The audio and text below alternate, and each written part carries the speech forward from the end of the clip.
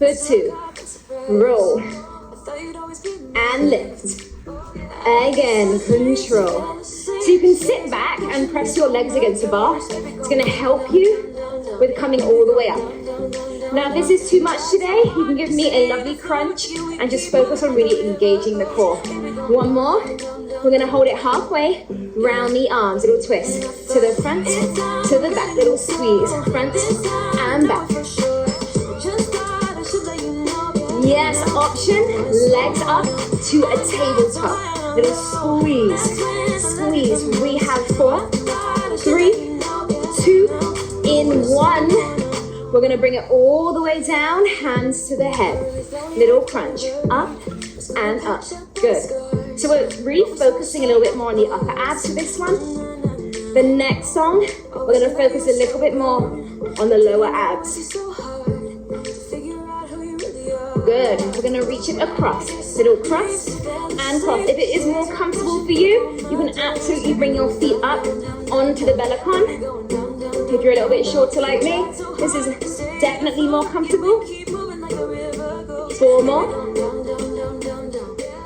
Yes, tabletop the legs, give me a crunch, lift and lift, little crunch.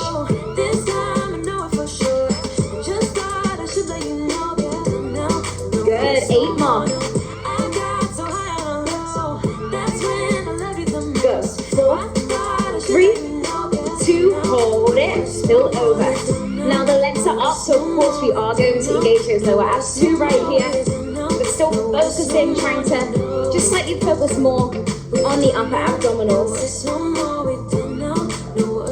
We have 4, 3, 2, in 1.